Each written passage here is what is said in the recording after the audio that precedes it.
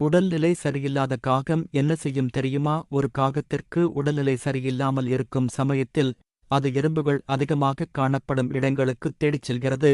அங்கு சென்றவுடன் அது எறும்புக்கூட்டின் அருகில் மிகவும் அமைதியாக அமர்ந்து கொள்கிறது. அவ்வாறு அமர்ந்த காகம் தனது இறக்கைகளை முழுமையாக விரித்து நிலத்தில் படும்படி வைக்கிறது. அதன் உடல் அசைவற்று இருக்கும். ஆனால் இதற்குப் பின்னால் ஒரு ஆச்சரியமான அறிவியல் உண்மை மறைந்திருக்கிறது. எறும்புகள் தங்களை ஆபத்திலிருந்து பாதுகாத்துக் கொள்ளும்போது அல்லது தாங்கள் தாக்கப்பட்டால் பார்மிக் அமிலம் என்ற ஒரு வேதிப்பொருளைச் சுரக்கின்றன. இந்த அமிலம் ஒருவிதமான எரிச்சலை உண்டாக்கும் திரவம். காகம் தனது இறக்கைகளை விரித்து அசையாமல் இருக்கும்போது எறும்புகள் அதன் மீது ஊர்ந்து செல்கின்றன. அப்போது காகம் எறும்புகளை லேசாகக் கொத்துவதன் மூலமோ அல்லது அசைவதன் மூலமோ அவற்றை எரிச்சலடையச் செய்கிறது. எரிச்சலடைந்த எறும்புகள் தற்காப்புக்காக பார்மிக் அமிலத்தை காகத்தின் உடலில் சுரக்கின்றன.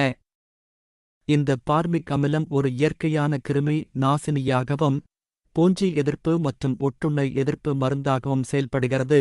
காகத்தின் இறகுகளிலும் தோலிலும் ஒட்டியிருக்கும் தீங்கு விளைவிக்கும் பூஞ்சைகள், பாக்டீரியாக்கள் மற்றும் ஒட்டுண்ணிகள் போன்றவற்றை இந்த அமிலம் திறம்பட அழிக்க உதவுகிறது. இதன் விளைவாக உடல்நிலை சரியில்லாத காகம் எந்தவிதமான மருத்துவ சிகிச்சையும் மேற்கொள்ளாமல் இயற்கையாகவே தனது உடலில் உள்ள தொற்றுகளில் இருந்து விடுபட்டு உடல்நலத்தை மீட்டெடுக்க முடிகிறது. இந்த செயல்முறை காகத்திற்கு ஒரு இயற்கையான சுத்திகரிப்பு முறையாகவும் அமைகிறது. இந்த வினோதமான நடத்தை பறவை ஆய்வாளர்களால் ஆண்டிங் என்று குறிப்பிடப்படுகிறது. காகங்கள் மட்டுமல்லாமல் குருவி, கரிச்சான் மற்றும் சில வல்லூறு வகைகள் உட்பட பல்வேறு வகையான பறவை இனங்களிலும் இந்த நடத்தையை அவதானிக்க முடிந்துள்ளது. ஒவ்வொரு பறவையும் தங்களுக்கு ஏற்ற வகையில் இந்த ஆண்டிங் முறையை பயன்படுத்துகின்றன.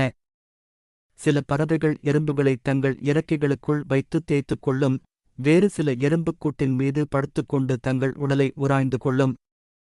விலங்குகள் தங்களுக்கு ஏற்படும் உடல் உபாதைகளுக்கு இயற்கையான முறையிலேயே தீர்வு காணும் இந்த அபூர்வமான திறன் மிகவும் ஆச்சரியமளிக்கிறது. எந்தவிதமான மருத்துவ அறிவும் இல்லாமல் தங்களை எப்படி குணப்படுத்திக் கொள்வது என்பதை அவை உள்ளுணர்வாகவே அறிந்திருப்பது வியக்கத்தக்கது.